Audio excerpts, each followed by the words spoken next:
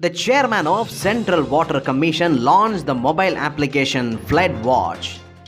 National Supercomputing Mission. Gandhinagar Declaration.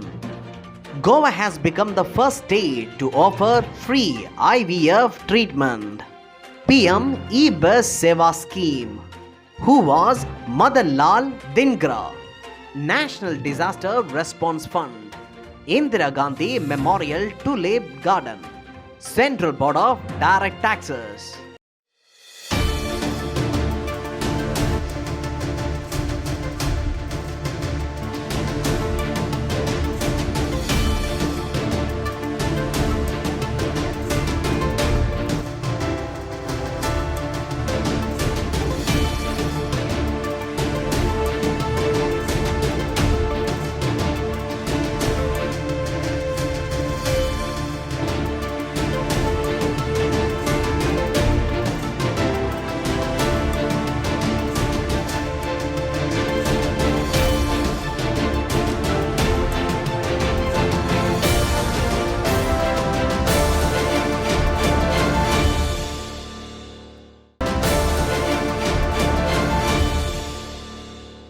The chairman of Central Water Commission launched the mobile application FLOODWATCH. This app gives information related to flood situation and forecasts up to 7 days on a real-time basis to the public.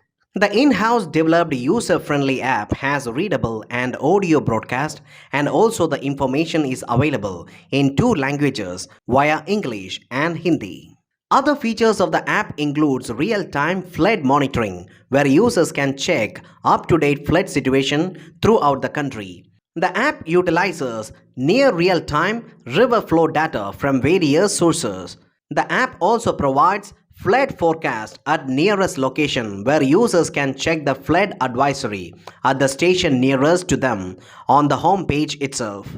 The app will also provide state-wise, basin-wise flood forecast up to 24 hours or flood advisory up to 7 days, which can be assessed by selecting specific stations, state-wise or basin-wise, from the drop-down menu.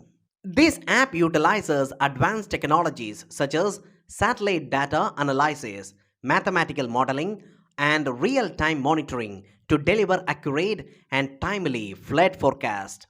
The Central Water Commission is a premier technical organization of India in the field of water resources. It is presently functioning as an attached office of Ministry of Jal Shakti, Department of Water Resources, River Development and Ganga Rejuvenation. The Union Cabinet recently approved an outlay of Rs 14,903 crore for the extension of Digital India program, which also proposes 9 more supercomputers to be added under the National Supercomputer Mission.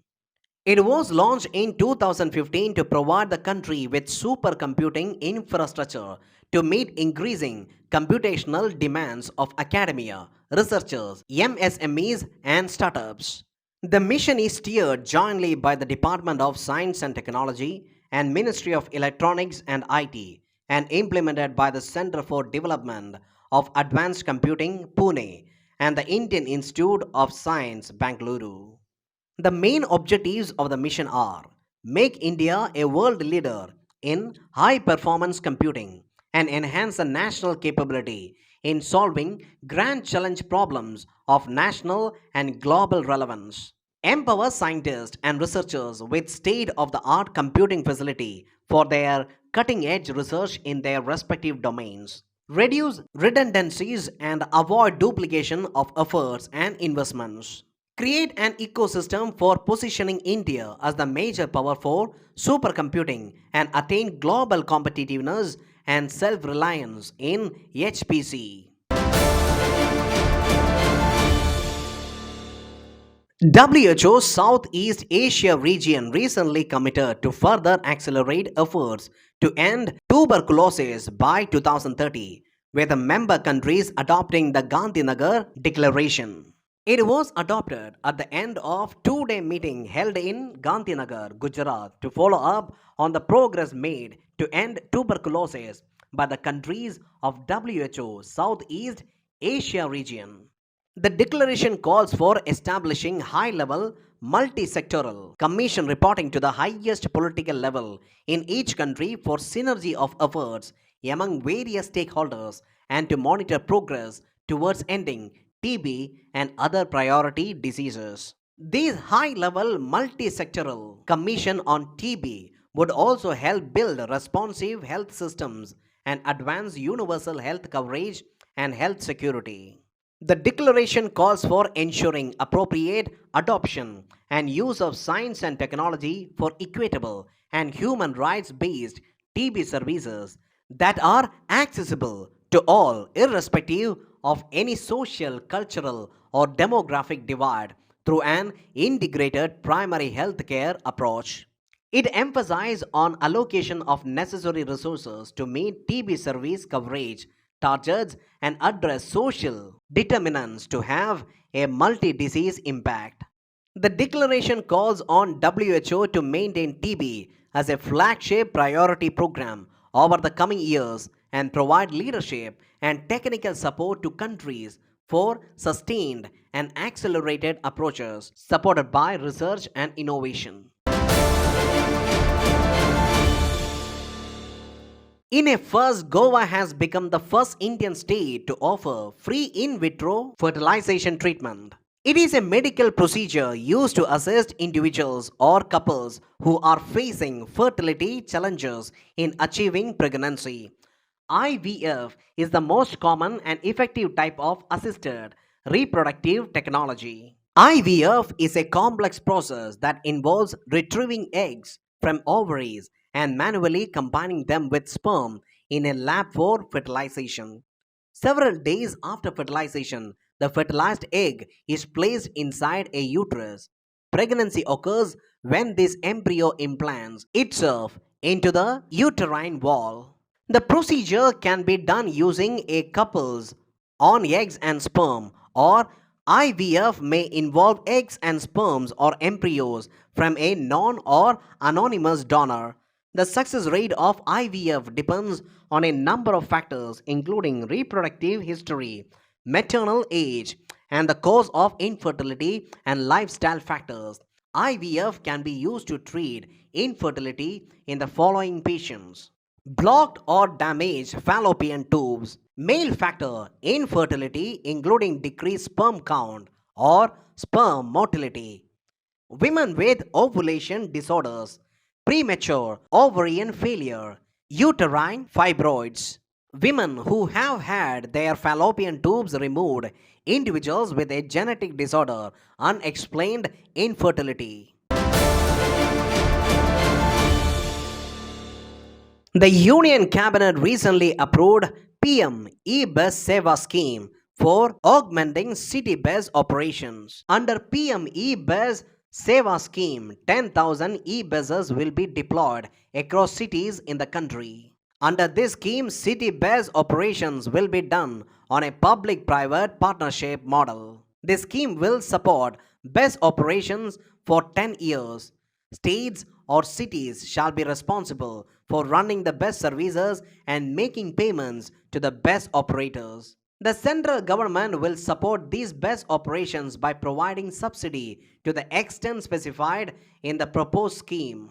It has been allocated a total funding of rupees 57,613 crores. Out of this financial provision, the central government will contribute rupees 20,000 crore, while the remaining portion will be covered by the state governments. The scheme will cover cities with 3 lakhs and above population, and priority will be given to cities not having organized bus services.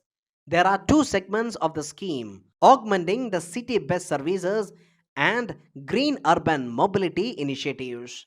Augmenting the city bus services. Under this, the e-buses will operate under the PPP model, and the government will help develop associate infrastructure to provide support for the development or upgradation of depot infrastructure. It will also help cities create behind the meter power infrastructure for the e-buses. Green urban mobility initiatives. Best rapid transport projects would be developed along with non-motorized infrastructure like bike sharing, bicycle lanes, innovative projects like National Common Mobility Card, Intelligent Transit Management System, multimodal interchange facilities would also be developed.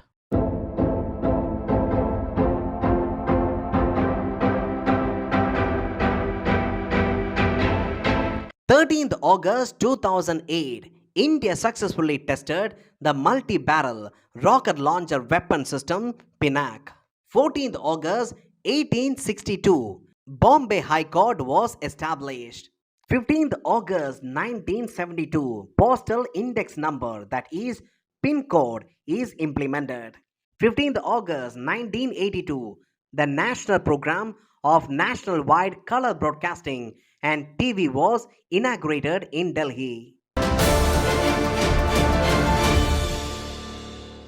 On the 114th death anniversary of Madan Lal Dhingra, a massive memorial was inaugurated in Amritsar, where he hailed from. He was an Indian revolutionary freedom fighter. He was born on 18th February 1883 in Amritsar. Dhingra received his early education in Amritsar and later moved to England for further studies.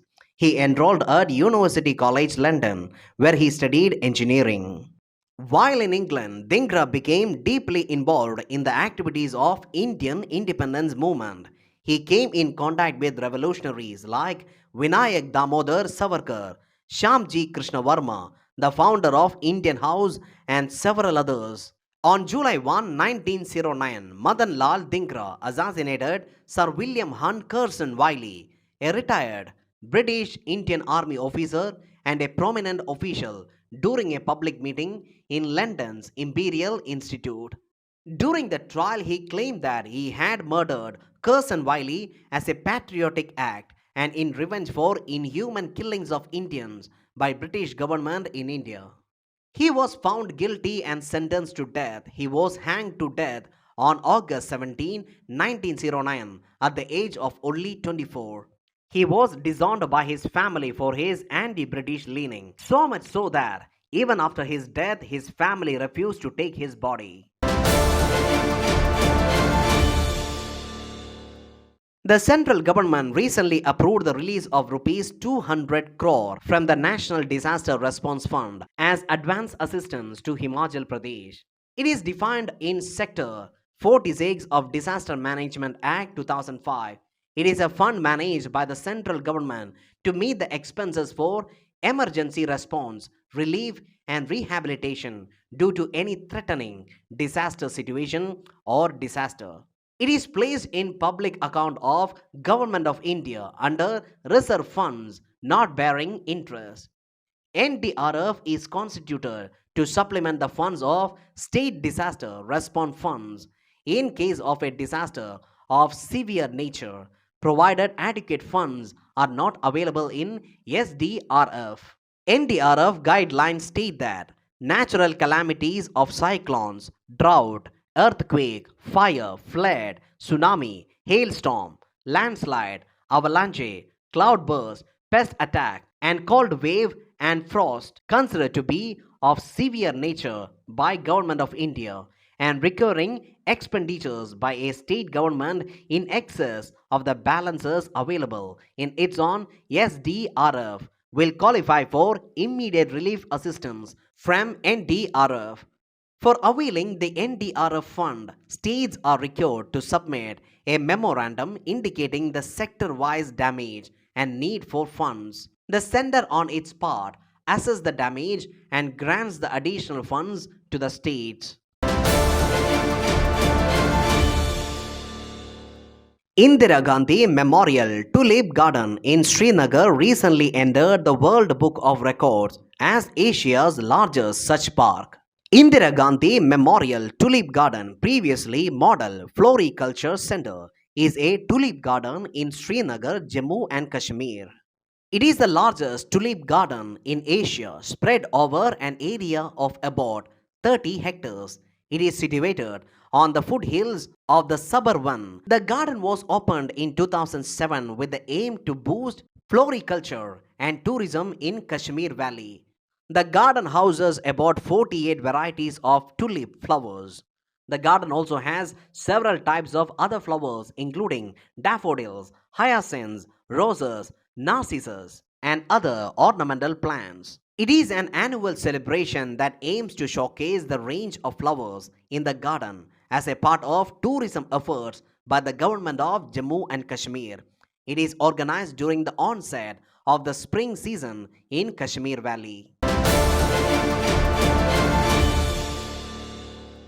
The Central Board of Direct Taxes (CBDT) has notified a reduction in the valuation of rent-free accommodation to staff provided by employers. It is a statutory authority functioning under the Central Board of Revenue Act 1963. The CBDT is a part of Department of Revenue in the Ministry of Finance. Its functions include formulation of policies dealing with matters relating to levy and collection of direct taxes and supervision of functioning of entire income tax department. CBDT also proposes legislative changes in direct tax enactments and changes in rates and structure of taxation in tune with the policies of government. The Central Board of Revenue, as the department's apex body charged with administration of taxes, came into existence as the result of Central Board of Revenue Act 1924. Initially, the board was in charge of both direct and indirect taxes.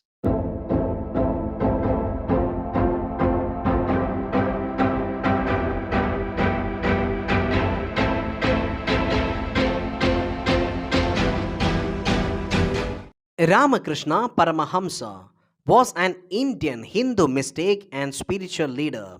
After adhering to various religious practices from the Hindu tradition of Bhakti Yoga, Tantra, and Advaita Vedanta, as well as from Islam and Christianity, he proclaimed world's various religions as so many paths to reach one and the same goal, thus validating the essential unity of religions. Ramakrishna's followers came to regard him as an avatar or divine incarnation, as did some of the prominent Hindu scholars of his days.